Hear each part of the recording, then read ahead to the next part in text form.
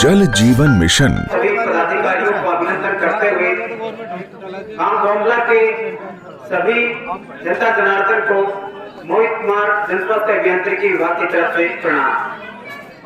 आप सबको याद होगा कि आप सबके घरों में नल के माध्यम से जल मिल रहा होगा। जल जीवन मिशन के तहत आप सबका यह अधिकार है कि पानी आपको शुद्ध मिले। उस पानी की जांच समय समय पर विभाग के द्वारा की जाती रहती है, लेकिन हम प्रत्यक्ष रूप से भी अपने हाथों से भी पानी की जांच कर सकते हैं। विभाग द्वारा एक फील्ड टेस्टिंग किट समय समय पर वितरित करवाई जाती है, जिसको हम एफटी किट बोलते हैं, जिसके अंदर बैक्टीरिया टेस्ट किया जा सकता है। उसका तरीका मैं आपको बताऊंगा। इस किट के अंदर एक हाइड्रोजन सल्फाइड का लेप लगी स्ट्रिप होती है, जो बैक्टीरिया के लिए भोजन का काम कर रहा है।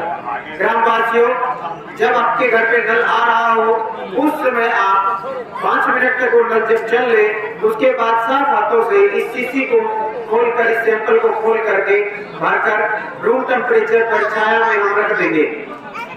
टैप को बंद कर देंगे इसकी ओर। उसके बाद 24 घंटे के बाद हम अपने सैंपल का जो कलर है वो देखेंगे। दो परिणाम इसमें आते हैं। एक तो अगर अपने पानी के अंदर किसी भी प्रकार का जाने अनजाने में कोई बैक्टीरिया आ रहा होगा, तो अपने जो पानी का जो कलर है वो बिल्कुल काला पड़ जाएगा। और अगर नहीं आ रहा होगा तो हल्का पीलापन जो आता है इस केमिकल की वजह से आता है। मैं आपको बताना चाहूंगा कि जो कालापन अपने पानी के अंदर आता है, जो बैक्टीरिया होने की निशानी होती है, वो किन माध्यमों से आ सकता है। अगर नहर आधारित सप्लाई अपनी हो तो सही क्लोरीनेशन और फिल्ट्रेशन ना होने की वजह से बैक्टीरिया डायरेक्ट अपने घर तक पहुंच सकता है। लेकिन अपने यहाँ क्षेत्र में ट्यूबवेल आधारित सप्लाई है, तो ट्यूबवेल के अंदर तो बैक्टीरिया आने के चांसेस ना के बराबर हैं, लेकिन लाइन अगर कहीं से डैमेज हो तो वहां पानी इकट्ठा होता है, और जब सप्लाई बंद होती है तो उसके अंदर वो सारा पानी गंदा पानी को चला जाता है, उसके कारण बैक्टीरिया बनता है।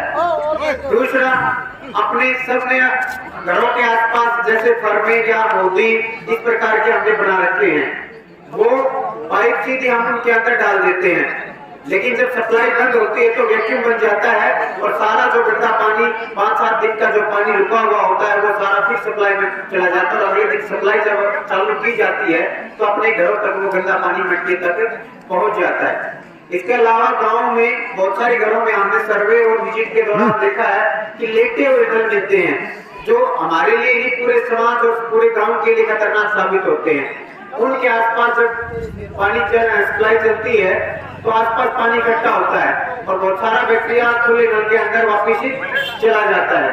तो ये सारे कारण अपने पानी के अंदर बैक्टीरिया आने के हो सकते हैं, इनके लिए हमें सावधानी बरतनी चाहिए। अगर पानी की मेन सप्लाई लाइन अगर कहीं से बाधित हो तो विभाग के द्वारा एक टोल फ्री नंबर दिया जाता है 1800-180-5678। पब्लिक हेल्थ के ये टोल फ्री नंबर हैं, इन पर आप अपनी शिकायत दर्ज करा सकते हैं, ताकि संबंधित जेई एसडीओ साहब के पास वो शिकायत चली जाए और वो संबंधित कर्मचारियों को भेजकर उसको दुरुस्त कराया जा सके।